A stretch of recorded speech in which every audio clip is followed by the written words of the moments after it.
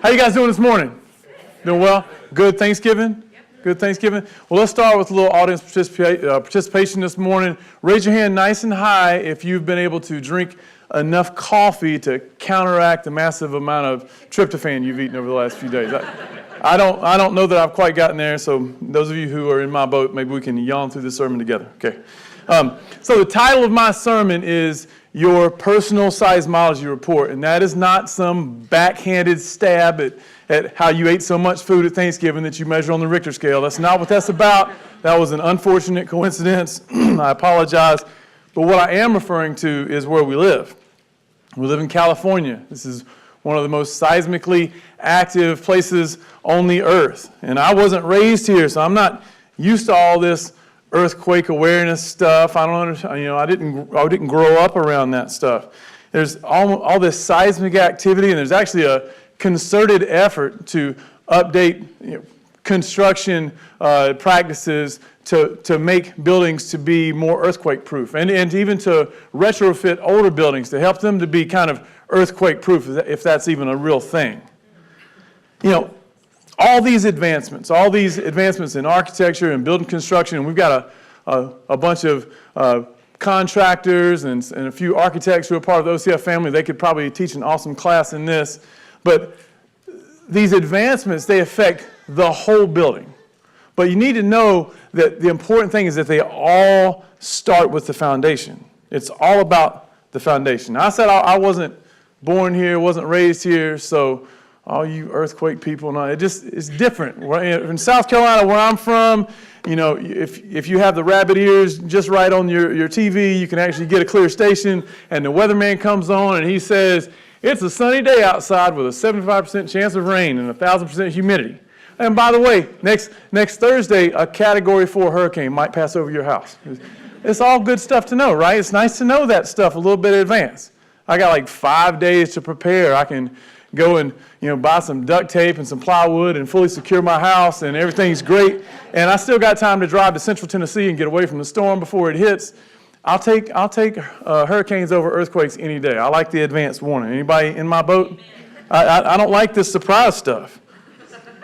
And you always hear about the big one. You got to worry about the big one, right? That's what we're supposed to be concerned with. I don't care if it's the big one or a little one or whatever. If an earthquake hits, I want to make sure I'm in a building that has a strong enough foundation to know that it's not going to fall down, right? It's going to stay secure regardless of how long that thing rattles or shakes. Now, I have a couple of pictures. I looked at some different examples of foundations, and maybe you guys can play along and tell me if you would like to live in this house, if an earthquake hit. I know palette art is all the thing right now, but I don't really want that. Make me a nice scene on the wall or something, but I don't really want a palette as my foundation. What about this one? Yeah, I'm sure those beams are awful strong, and you got to hold the house up on the side of a hill some way. I'm not real confident. I don't think I even want to walk by the house, much less. What about a foundation like this? Anybody know what that is?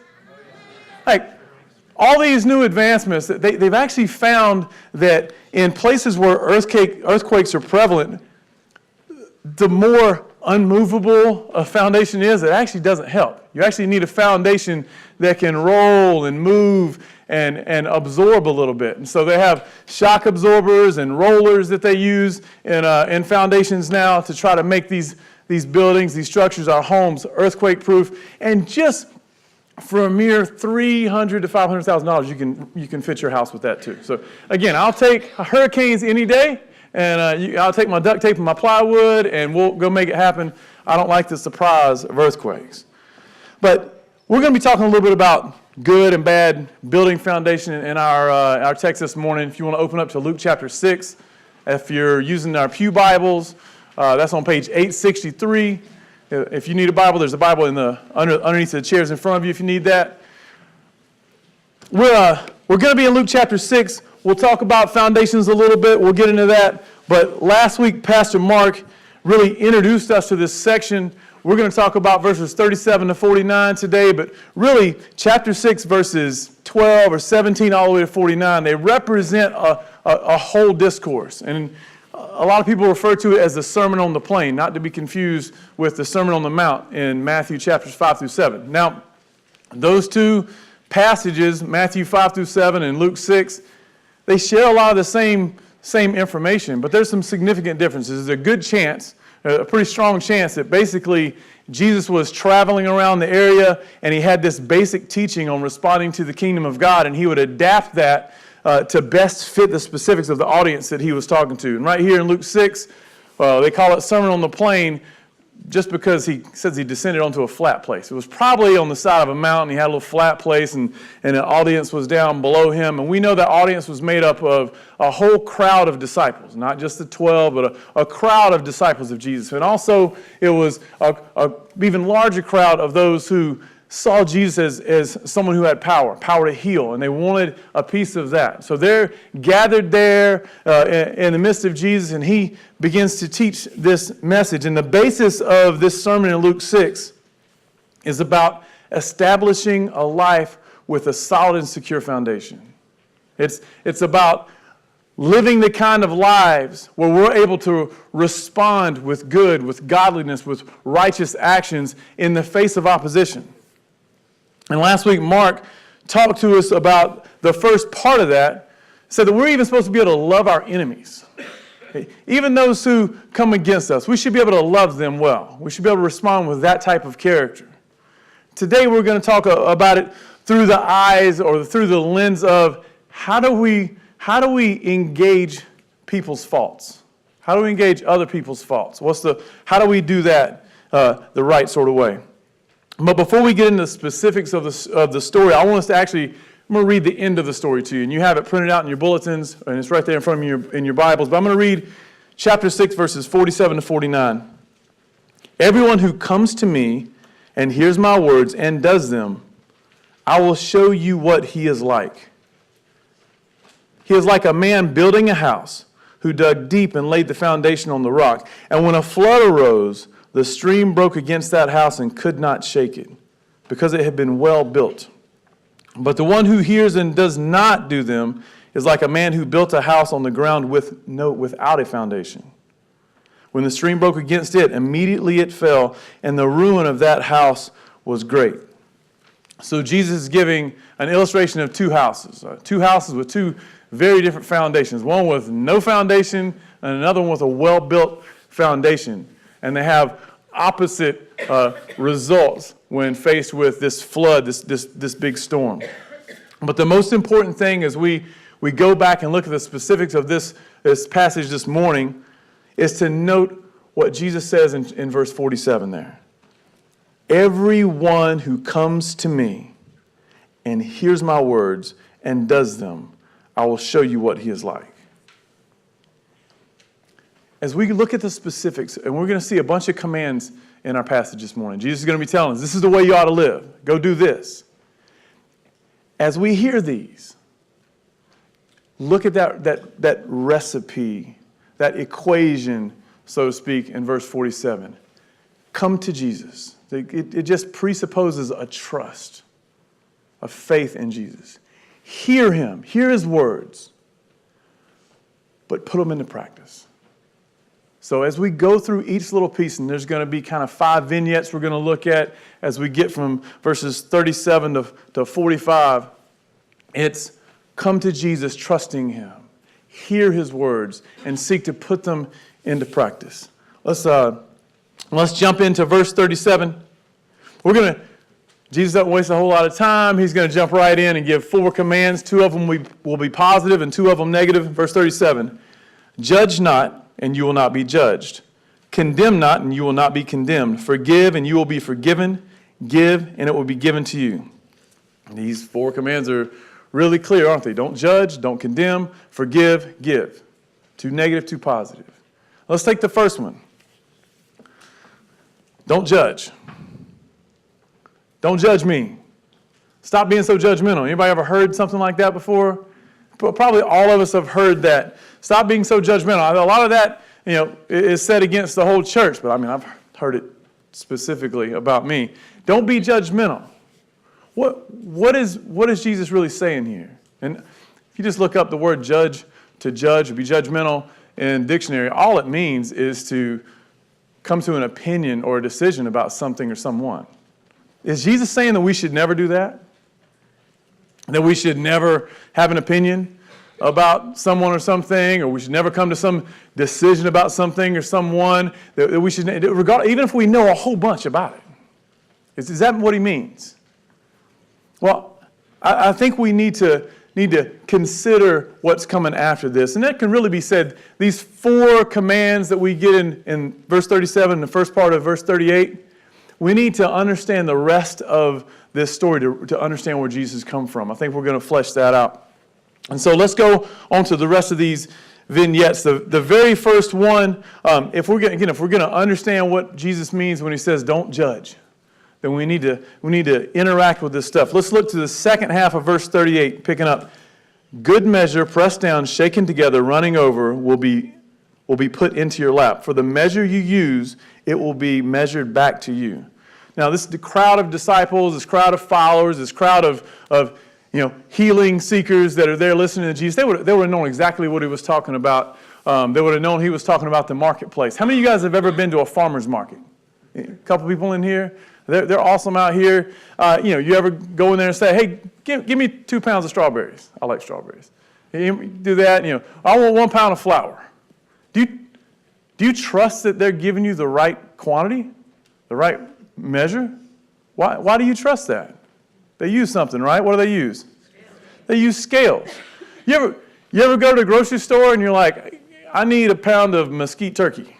And then, the guy goes back there and he's cutting it for you, and he grabs it and he puts it on and he puts it up in his 1.15 pounds. And he goes, I got you. And your little ticket comes out and he just charges you for a pound, but he still gives you the 0.15 with it. Anybody ever been mad about that? I like to eat. I'm not mad about that. That's an extra sandwich right there. I might even eat it before I get home and be like, there's a pound left. I'll pay you. That's what I paid for. That's the way it goes, right? We're not upset at that. We're actually happy for their generosity. Well, that's the scene that we have here as well. It's not mesquite turkey, it's grain. Jesus is talking about the grain market. And people would bring their containers, and sometimes it would be the hem of their garment. And the sellers would measure out the grain, and then they would shake it in the container and press it down. And shake it and press it down. They would fill up more and more, and they would shake it and press it down. Why? They're getting rid of all the empty space. They're making sure they give you a fair measure of grain. And they fill that up so that there's no open space, so much so that it's overflowing over the sides and you're catching it in the hem of your garment because you don't want to waste it because it's valuable. And you're happy with the good measure that you get. That's exactly the language that you see here. If you think back to last week, if you were with us, if not, it's right there in verse 35. There's that challenge, love your enemies and do good and lend expecting nothing in return. And then in verse 36, Jesus says, be merciful, even as your Father in heaven is merciful. These difficult things that we're supposed to respond a certain way with generosity and love. And those 4 commands in verses 37 and the first part of 38, they're just a continuation of this thinking. We need to be these types of people. And then you see in the second half of verse 38, this illustration of the grain market. Just to say, be generous to others.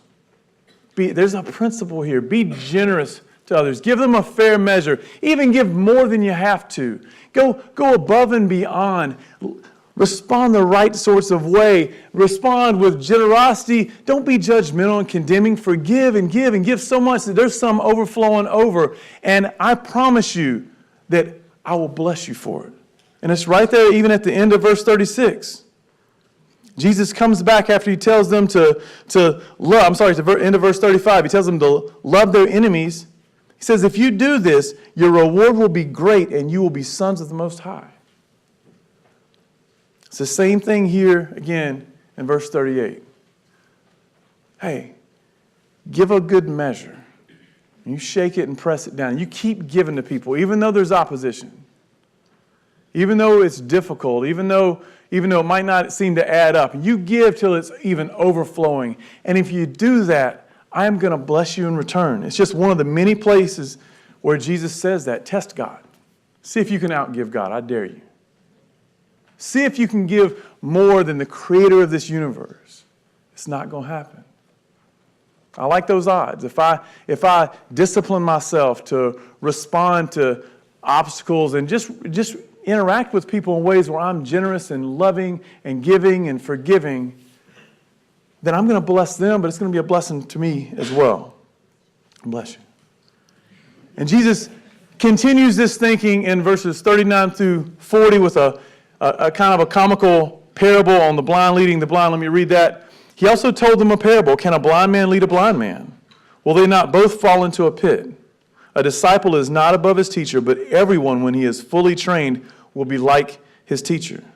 Again, this is a little bit comical. We're not making fun of folks who aren't able to see, but you get the picture of someone who's blind trying to interact in this physical world. That's difficult.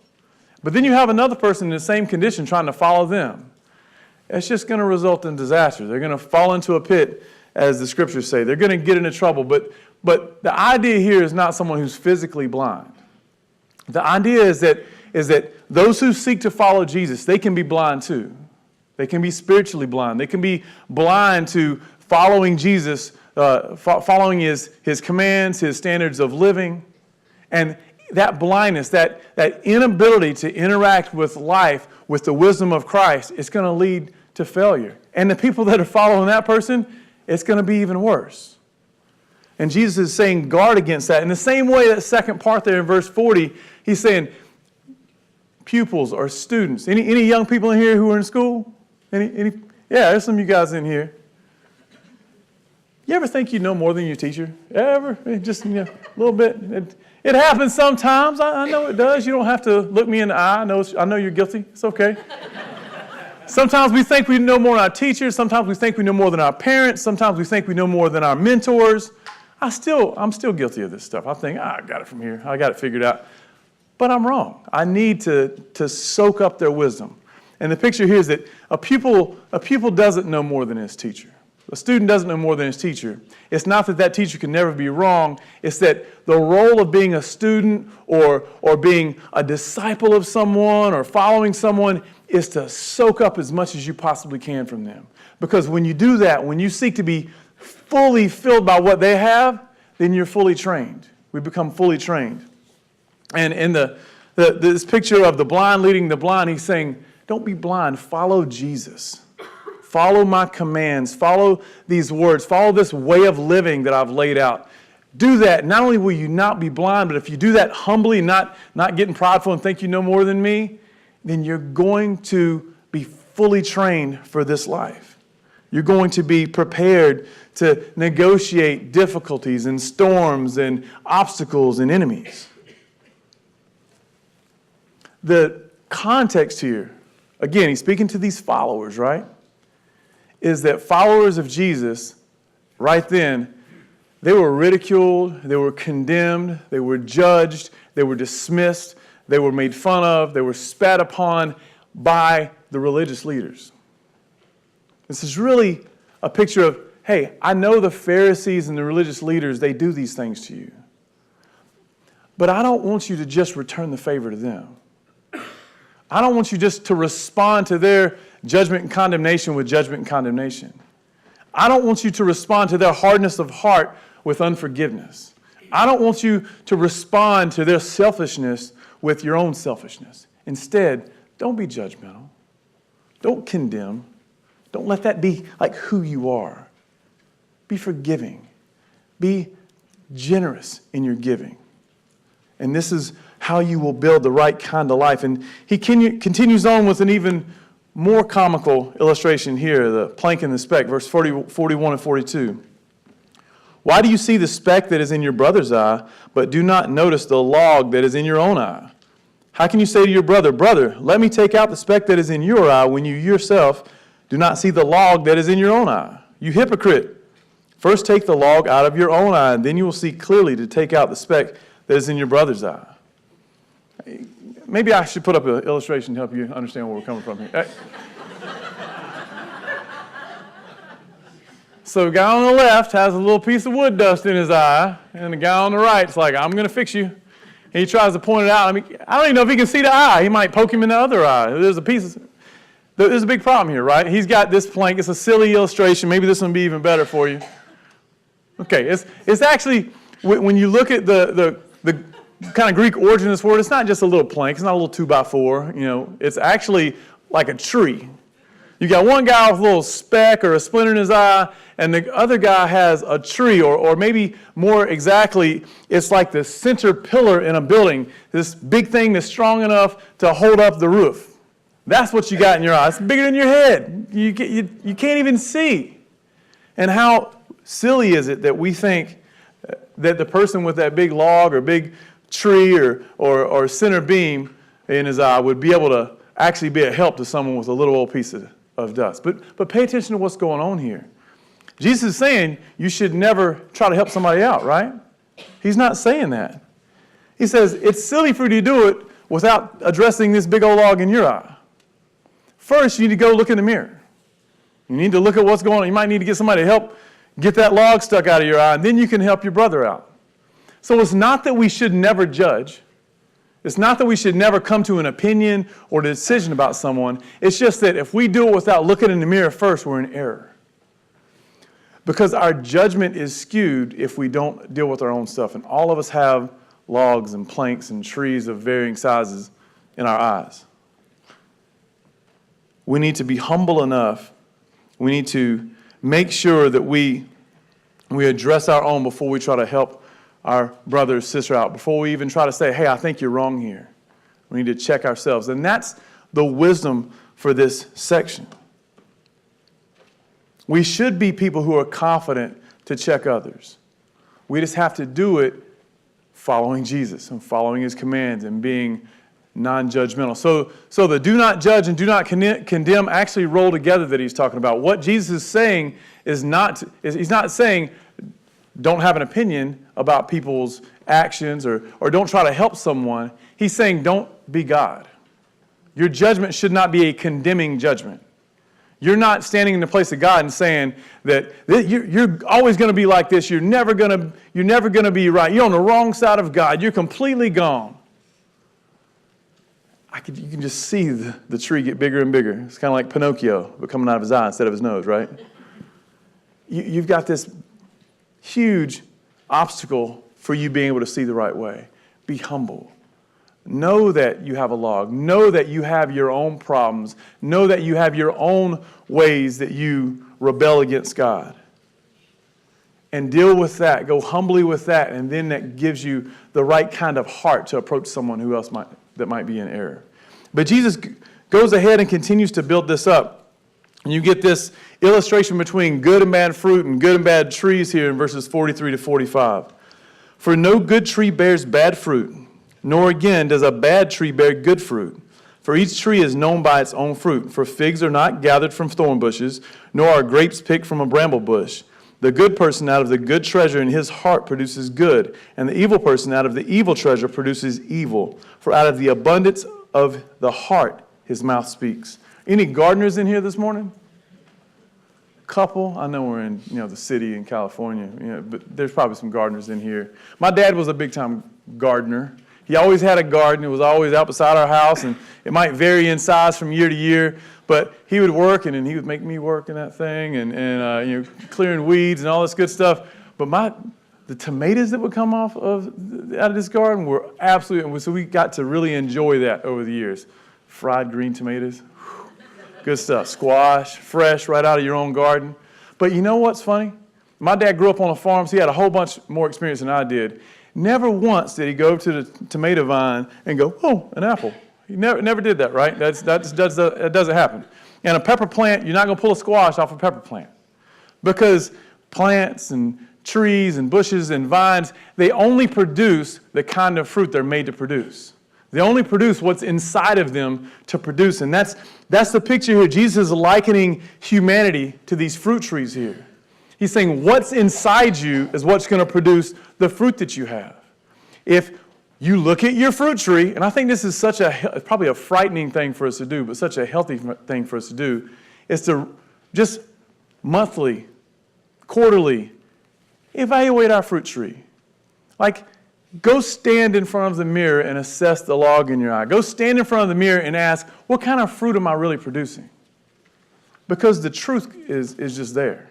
And if you're somebody who maybe thinks a little less of yourself than you ought to, and you have a difficult time seeing the good in you, maybe you should invite somebody in that you trust to help you evaluate your fruit tree. Or maybe if you think a little more of yourself than you ought to, maybe you should definitely invite somebody in to help you assess your fruit tree. But your fruit tree is going to tell the truth. Out of our heart is going to come the truth. The way we live, our overall life, it should be saying, follower of Jesus.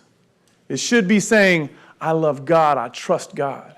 It should be saying, I bear the fruit of the Spirit. But when it says something else, we've got a problem. We've got an issue. And all of us bear bad fruit from time to time. The key is not to pretend it's not there. The key is not to pick it from the vine and throw it in the bushes somewhere. It's to be honest and say, wow, I'm being condemning to people. I'm being unloving. I'm being impatient. This is the way I'm treating my kids. I'm provoking them. I'm actually being grumpy at work. And what is that about? And we need to be honest about that. That's what this whole passage is about. This is the way we ought to live, and this is what we do when we get out of balance with that. And it's a scary thing. I'll agree with you to kind of go, let me see what my fruit tree is producing. But it's such a healthy thing. It's such a healthy thing for us to just be honest with where we are. So I encourage all of us to go this week and take some time and really assess where we are, assess the kind of fruit that we're producing, because it's so very important. And let me close with this. The big point around this whole thing, again, is how do we respond to the coming of the kingdom? How do we respond to the gospel? How do we live lives with a secure and solid foundation? Well, as Jesus said, we need to come to Him trusting Him. We need to hear His words, and we need to put them into practice. We need to hear and put them into practice. Verse 46, there's a profound question for us. Why do you call me Lord, Lord, and not do what I tell you? Think about the audience that Jesus had, right? He's on the side of this hill. There's a bunch of legitimate disciples there. And there's also a bunch of people who are interested in something that Jesus has, this power that He has. Power to heal, power to bring wise words with authority. And they're interested in that. They're interested in those things. And some of them, they're saying the right stuff. They're, Lord, Lord, Lord. But Lord means master. And the point Jesus is making is, why would you call me master? Why would you call me Lord, but then neglect to try to live the way I tell you to? Neglect to take the wise standards for living that I have and apply them. Because, when you do that, you're actually ruining yourself. When you hear my words, when you hear this wisdom, and you either rebel from it or just don't want to put it into practice or think it's too hard and you don't keep trying, you're actually hurting yourself. Reading on in verse 47, what we read at the very beginning. Everyone who comes to me and hears my words and does them, I will show you what he is like. He is like a man building a house who dug deep and laid the foundation on the rock. And when a flood arose, the stream broke against that house and could not shake it, because it had been well built. But the one who hears and does not do them is like a man who built a house on the ground without a foundation. When the stream broke against it, immediately it fell, and the ruin of that house was great. Is Jesus really your Lord? Is Jesus really your master? Look at your fruit. What kind of fruit are you producing? And that just tells the truth. And as hard as that may be to face, it is the truth. But there's invitation there. Jesus says, go back and look at your life. I've given you some rules to live by that are good for you and good for others. Is that the way you're living? Are you being that grain seller who's just pouring in and shaking and pushing down and pouring more in and shaking and making sure that you're giving people a full, fair measure, and so much so that it's just overflowing? Or are you not? Are you just saying, here, take what I give you? Are you spiritually aware, or are you spiritually blind? Do you really see the words of Jesus and his way of living as good? Do you see it as worthwhile, even in culture today? Do you see it as an answer of love in the face of a critical world? Are you hampered by your own stuff that you can't even see to deal with people the right way? And is your tree producing the right kinds of fruit? That's what this boils down to. The only way to have a solid foundation, and in this context, in the scriptures, was to endure a flood. The only way to have a foundation that can endure a flood is to come to Jesus in faith, to hear his words, and to put them in practice, to trust him, to enjoy and experience the work of Jesus' ongoing work in your heart. Because if we're not, the flood's just going to knock our foundation down. And it goes the same with the earthquake illustration. You have a foundation that can roll with the punches of this life, that can absorb and deflect opposition from naysayers making fun of you, from people not treating you the way you should and kind of provoking you, from just the difficulties of living a life of love. Can you absorb that? Because that's the only way to have a secure foundation in this world. And so if there are any of you guys in here who've never put your trust in Jesus, who've never believed in Jesus, this is the invitation. Jesus is saying, I have a way of life. That if you trust me, if you put your faith in me as Lord, as Master, and you seek to hear the words that I teach, to take this gospel and to try to put it into action, then I will build you up. I will build up your foundation from the ground up. I'll make you unmovable against the forces that will come against you. It won't keep the earthquakes and the floods from coming. It'll just make you strong enough to deal with them. And you'll be a blessing to others. And you'll be able to withstand all this life can hold. And in the end, you get to know that you hear, well done, my good and faithful servant, because you're a child of God and you get to spend eternity in heaven. That's the question Jesus puts out to you. Will you trust in him? Will you trust in his gospel?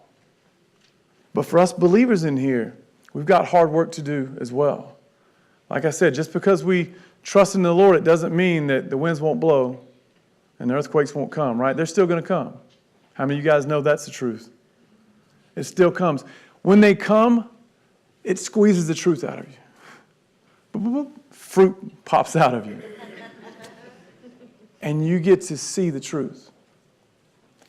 Be of great courage. Know that if bad fruit comes out, if things come out, it's a reminder that you need Jesus so bad. It's not a bad thing. It's a reminder. So you confess that. You bring your other brothers and sisters in with you, and you share it with them, and you work towards trusting God more and more. You work towards responding to the news of the kingdom, the gospel, and this way of living that Jesus offers. You respond in faith, and you keep trusting God as he builds you up and makes you more and more and more like him. So I encourage you, go look in the mirror this week. Go evaluate your fruit, and knowing that Jesus is right there with you in the midst. And if there's, certainly in my lifetime, if there's ever been a time where the world could use a church full of people with a foundation, with a church full of people that could respond to opposition, to enemies with love and charity and generosity and truth and wisdom and beauty, it's now. If we trust these words, you're not going to take on the burden of the church becoming this perfect thing. But you can go look in the mirror and do your part. You can accept that responsibility, and it will impact the people that you influence tremendously. Let's be those kind of people. Let's be the people that are bold enough to go look in the mirror. Let's pray this morning.